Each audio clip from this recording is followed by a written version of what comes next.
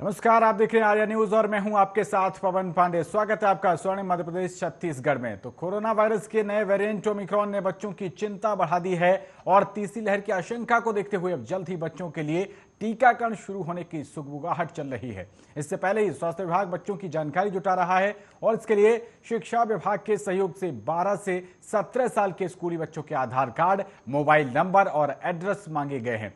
विदेशों से आने वालों की सघन निगरानी रखने के साथ ही स्वास्थ्य विभाग को एक और नई जिम्मेदारी मिल गई है। कोरोना वायरस का नया वेरिएंट बच्चों के लिए खतरनाक माना जा रहा है और इसकी वजह यह है कि बच्चों के लिए अभी तक टीकाकरण नहीं हो सका है। ऐसे में बच्चों की सेहत का ध्यान रखना बेहद ही जरूरी बताया जा रहा है और यह भी बताया जा रहा है कि नया वेरिएंट ओमिक्रॉन तीसरी लहर के रूप में सामने आ सकता है। लिहाजा केंद्र सरकार की ओर से बच्चों के लिए टीकाकरण शुरू करने की तैयारी करने की चर्चाएं हो रही हैं। वहीं स्वास्थ्य विभाग को जिला स्तर पर 12 से 17 साल के बच्चों की जानकारी जुटाने को कहा गया है। इसमें उनके आधार कार्ड से लेकर मोबाइल नंबर और एड्रेस के साथ ही स्कूल की जानकारी इकट्ठा करने को कहा गया है। स्वास्थ्य विभाग की टीम स्कूलों में जाकर टीकाकरण करेंगी। तो बच्चों के लिए बड़ों की तरह टीकाकरण केंद्र नहीं बनाया जाएगा, ये जानकारी निकलकर सामने आ रही है। हालांकि अभी इसकी आधिकारिक पुष्टि नहीं हुई है। अफसरों ने बताया कि उन्हें बच्चों की स्कूलवार जानकारी एकत्रित करने को कहा गया है। टीकाकरण अधिकारी मनोज सेमुअल ने बताया है कि जिले के स्कूलों से 12 से 17 साल के बच्चों की जानकारी जुटाने के निर्देश दिए गए हैं। ऐसे में उम्मीद जताई जा रही है कि बच्चों के लिए भी जल्द ही टीकाकरण शुरू हो सकता है। बच्चों के टीके का ट्रायल अंतिम चरण में है, तो हो सकता है कि आने वाले समय में टीकाकरण शुरू हो और इससे पहले ही आंकड़ा जुटाने की योजना बनाई जा रही है। बताया जा रहा है कि जिले में ऐसे बच्चों की संख्या 2 से 2.5 लाख तक हो सकती है।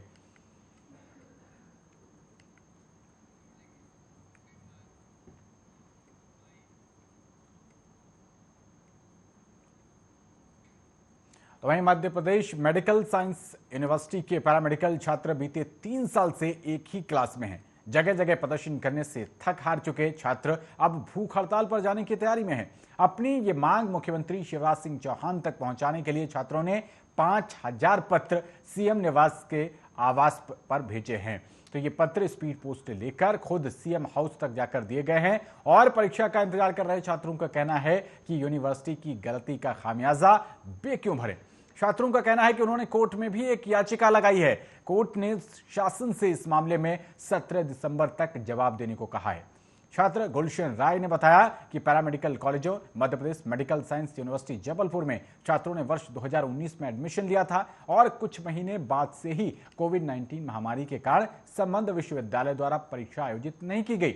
अब तीसरा साल शुरू हो गया है, लेकिन हम सिर्फ पढ़ाई कर रहे हैं। विश्वविद्यालय ने इस संबंध में कई बार परीक्षा की तिथि घोषित भी की, लेकिन परीक्षा नहीं हुई।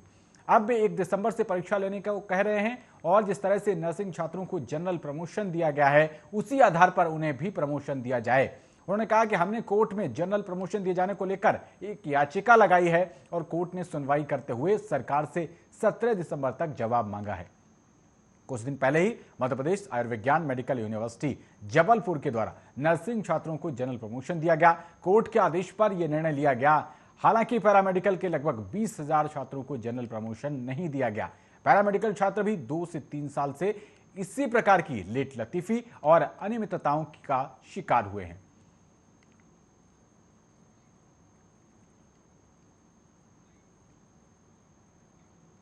वहीं ग्वालियर में एक घटना ने छात्र का नाम कीलमैन रख दिया। 17 साल के छात्र ने खाने में 3-3 इंच की 27 कील खा ली और घटना का पता उस समय लगा जब उसे पेट में असहनीय दर्द हुआ।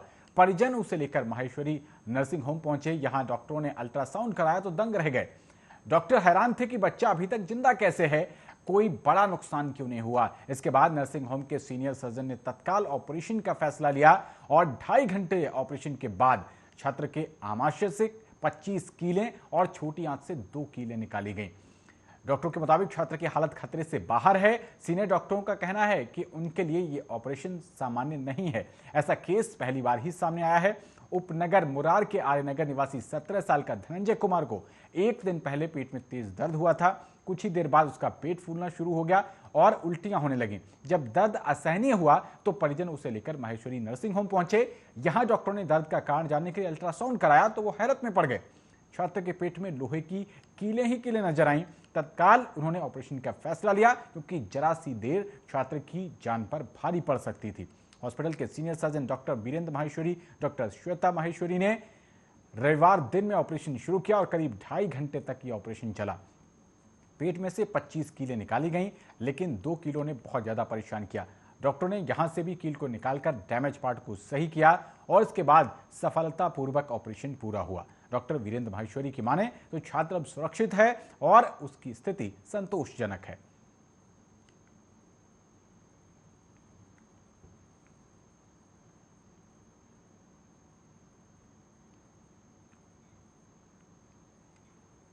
छत्तीसगढ़ का रुख करते हैं। सोमवार को नवा रायपुर में विरोध प्रदर्शन के बाद सप्रे स्कूल में बनाई अस्थायी जेल में महिलाओं का दिन बीता। रात भी इसी कैंपस में बितानी पड़ी और सभी महिलाएं प्रदेश के डीजीपी अशोक जुनेजा से मुलाकात करना चाहती थीं। पुलिस विभाग का कोई बड़ा अफसर इन महिलाओं से मिलने नहीं आया। सहायक आरक्षकों की इन पत्नियों ने मजबूरी में छोटे बच्चों के साथ गंदगी और मच्छरों के बीच रात बिताई। ये सभी महिलाएं बस्तर, रायगढ़, बिलासपुर जैसे शहरों से रायपुर पहुंची थी और यहां किसी को जानती भी नहीं थी। खाने का बंदोबस्त करने में दिक्कत हुई और महिलाओं की मांग है कि इनके पतियों की वेतन विसंगतियों को दूर किया जाए, पुलिस विभाग में उन्हें नियमित नौकरी दी जाए, रिटायरमेंट, पेंशन और अनुकंपा नियुक्ति के नियम लागू किए जाएं। सोमवार की सुबह इन्हीं मांगों को लेकर ये महिलाएं पुलिस हेडक्वार्टर घेरने पहुंची थी। पुलिस ने इन्हें गिरफ्तार कर लिया। रात होते ही गंदगी और मच्छरों ने महिलाओं को काफी तंग किया। जहां इन्हें रखा गया था वहां निगम ने शहर से फ्लैक्स उखाड़कर फेंके थे और इसे ही बिछाकर बच्चों को उस पर सुलाया गया। किसी के पास चादर थी तो बच्चों को उड़ाया गया और किसी ने अपने आंचल से ही मच्छरों से बचाने के लिए बच्चों को ढक लिया। कुछ देर बाद पीने के पानी के लिए एक टैंकर आया और इसका पानी और गंदगी बहकर वहां आ गई जहां महिलाएं सो रही थीं। आधी रात ये सभी नया बस स्टैंड जाने को मजबूर हुई और फिर वहां जाकर रात काटी। इन महिलाओं के साथ विरोध प्रदर्शन का नेतृत्व कर रहे उज्जवल दीवान ने कहा कि पुलिस अगर अपनी कस्टडी में किसी को रखती है तो उसके खाने पीने का भी बंदोबस्त करती है। यहां महिलाएं और छोटे बच्चे हैं, मगर प्रशासन ने किसी का ध्यान नहीं रखा और दीवान ने कहा कि हम जैसे तैसे अपने स्तर पर व्यवस्था कर रहे हैं। महिलाएं डीजीपी अशोक जुनेजा से मुलाकात करने की मांग करती नहीं, मगर कोई जिम्मेदार इनसे मिलने नहीं आया। सहायक आरक्षक के इन परिजनों की मांग है कि सरकार का प्रतिनिधि आकर मिले और गंभीरता से बात सुने। मंगलवार को भी महिलाएं रायपुर में ही रुकी हुई हैं।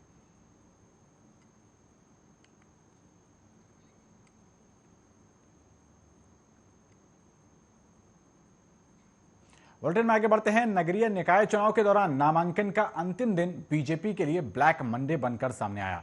बीजेपी के 2 प्रत्याशी मैदान छोड़कर भाग निकले और सबसे पहले सेक्टर 5 से बीजेपी के प्रत्याशी सूर्यकांत देवांगन ने चुनाव लड़ने से मना किया। उन्होंने एक दिन पहले ही पार्टी नेताओं को लिखित में दे दिया था कि वो पार्षद चुनाव नहीं लड़ना चाहते हैं। फिर नाम वापसी के अंतिम दिन उम्मीदवारी से अपना नाम वापस ले लिया और बीजेपी ने शैलवाला साहू के नाम बी फॉर्म जारी कर उन्हें अपना प्रत्याशी घोषित किया। इसके बाद वार्ड 19 राजीव नगर सुपेला से अजितेश सिंह मैदान छोड़कर चल दिए। उन्होंने तो एलानिया तौर पर कहा कि उन्होंने बीजेपी नेताओं की गलत कार्यशैली का बदला लिया है। उनके राजनीतिक गुरु रामानंद मौर्य को बीजेपी ने टिकट नहीं दिया और इसलिए उन्होंने नाम वापसी के अंतिम 5 मिनट में नामांकन लिया कि जिससे बीजेपी वार्ड 19 से किसी को खड़ा न कर सके। बीजेपी के 2 उम्मीदवारों की नाम वापसी के बाद कांग्रेस के प्रत्याशियों की बल्ले बल्ले हो गई है। वो इतने उत्साहित हैं कि मानो बिना किसी चुनौती के वो चुनाव जीत जाएंगे। सेक्टर 5 के सिटिंग पार्षद नीरज पाल यहां से 3 बार पार्षद रह चुके हैं और एमआईसी मेंबर भी हैं। ऐसे में कहा जा रहा है कि उनकी जीत अब लगभग तय है। वहीं वार्ड 19 से कांग्रेस उम्मीदवार राजेंद्र अरोड़ा भी पुराने दिग्गजों में से एक हैं। उनकी भी जीत तय मानी जा रही है। राजेंद्र अरोड़ा का कहना है कि जीत उनकी भले ही तय है, लेकिन वो चुनाव लड़कर ही जीतना चाहते हैं।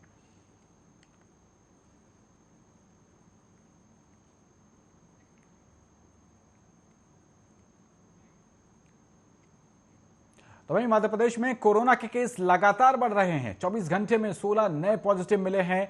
10 दिन बाद इंदौर में सबसे ज्यादा 8 कोरोना केस आए हैं। भोपाल में 6 कोरोना पॉजिटिव मिले हैं। यहां एक 84 साल की महिला की मौत भी रिपोर्ट हुई है और इसके अलावा जबलपुर में 2 केस हैं। Jabalpur tourism promotion of council के सीईओ हेमंत सिंह के बेटे की शादी में आया जर्मन युवक कोरोना पॉजिटिव निकला है। रिसेप्शन में 2000 लोग शामिल हुए थे। प्रदेश में सोमवार को 13 मरीज ठीक भी हुए। इसके साथ ही एक्टिव मरीजों की संख्या 140 हो गई है। प्रदेश में 19 दिन में 288 कोरोना पॉजिटिव मिल चुके हैं। रोजाना औसत 15 केस मिल रहे हैं और इन 19 दिनों में सबसे ज्यादा पॉजिटिव भोपाल में 129 आए हैं। यहां रोज औसतन 7 केस आ रहे हैं। इसके अलावा 19 दिन में इंदौर में 100 संक्रमित मिले हैं। प्रदेश में अब तक 7,93,266 पॉजिटिव मिल चुके हैं और इनमें से 7,82,597 मरीज ठीक भी हो चुके हैं। कोरोना से अब तक 10,529 लोगों की जान जा चुकी है। सोमवार को 13 मरीज ठीक हुए। प्रदेश में रिकवरी रेट 98% से ज्यादा है। कोरोना के नए वेरिएंट पर इंदौर के कलेक्टर मनीष सिंह ने चेतावनी दी है कि उन्होंने कहा है कि आशंका है कि कोरोना का नया वेरिएंट आ गया हो। उन्होंने इंदौर को चेतावनी देते हुए कहा कि ओमिक्रॉन तेजी से फैलने वाला वायरस है। अगर ये फैला तो 50 से 500 मरीज होने में देर नहीं लगेगी।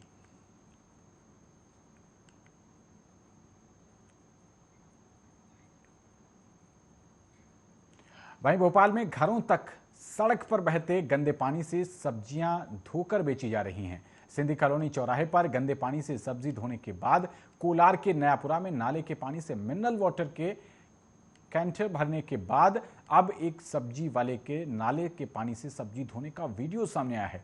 डॉक्टरों का कहना है कि इस रुके और गंदे पानी में कई तरह के बैक्टीरिया होते हैं। ऐसे में इन सब्जियों को बिना साफ किए सीधे उपयोग में लाने से पेट और लीवर से जुड़ी कई तरह की बीमारियां हो सकती हैं। सोशल मीडिया पर चल रहा यह वीडियो रोहित नगर का बताया जा रहा है। बताया जाता है कि यहां से सब्जी रोहित नगर, गुलमोहर मार्केट, विट्टन मार्केट और अन्य मार्केट में बेचा जाता है।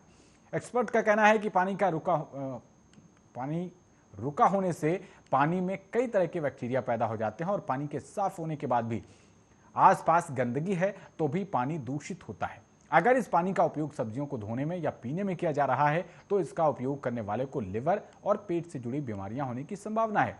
इसमें मुख्य रूप से पेट का इन्फेक्शन, पीलिया और टाइफाइड जैसी बीमारियां होने की संभावनाएं ज्यादा हो सकती हैं।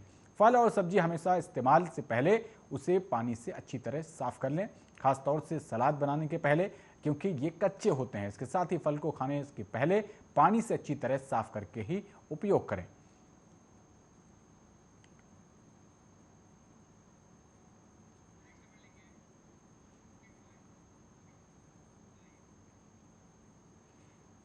वहीं रायपुर शहर के टिकरापारा इलाके में सोमवार की शाम जबरदस्त हंगामा हो गया। एक जुलूस के दौरान दो गुट आपस में भिड़ गए, मारपीट हुई। दोनों गुट एक दूसरे को उकसाने वाली नारेबाजी करते हुए सड़क पर उतर आए और सैकड़ों हुड़दंगियों ने टिकरापारा थाने का घेराव कर लिया। 1.5 घंटे तक टिकरापारा थाने के बाहर सड़क पर बवाल होता रहा। थाने के बाहर हंगामा कर रहे युवकों ने डिवाइडर पर लगे झंडे को तोड़ा और भड़काऊ नारेबाजी करने लगे। ये देखकर पुलिसकर्मियों ने युवकों को खदेड़ा। भीड़ में शामिल युवक मौके का फायदा उठाकर भाग निकले, लेकिन कुछ देर के लिए इलाके का पूरा माहौल तनावपूर्ण हो गया। सिटी एसपी तारकेश्वर पटेल मौके पर पहुंचे और हालात को भांपते हुए सैकड़ों जवानों की टीम टिकरापारा थाने के पास पहुंची। अलग अलग इलाकों की पेट्रोलिंग टीम, कई थानों के थानेदार, डीएसपी एक एक कर थाने पहुंचने लगे। संतोषी नगर चौक, मोती नगर, गोकुल नगर के इलाकों में पुलिस पेट्रोलिंग की टीमों से सर्च ऑपरेशन किया गया। हुड़दंग करने वालों को हिरासत में लिया गया। लोगों को फटकारते हुए पुलिस ने घरों में रहने को कहा और मोती नगर इलाके में कुछ युवक एक जुलूस निकाल रहे थे। ब्रिजनगर बस्ती से गुजरने के दौरान डीजे के बॉक्स से कुछ तोरण टूटे और इसी बात को लेकर दो गुटों में जबरदस्त विवाद हो गया। इन युवकों में मारपीट भी हुई। कुछ देर बाद दूसरे गुट ने टिकरापारा थाने जाकर घेराव कर दिया और इसी रास्ते से जुलूस भी आगे बढ़ रहा था। दोनों गुट एक दूसरे के खिलाफ नारेबाजी कर रहे थे और इस हालत को काबू पाने के लिए पुलिस के पसीने छूट गए। देर रात पुलिस की टीम बस्ती में पहुंची और यहां लोगों से पूछताछ की गई। पुलिस की पेट्रोलिंग देर रात तक इस इलाके में होती रही। घटनास्थल के आसपास अब सीसीटीवी फुटेज पुलिस खंगाल रही है ताकि विवाद के असल वजह तक पहुंचा जा सके। इलाके में रहने वाले लोगों से भी पुलिस इस घटना के बारे में पूछताछ कर रही है।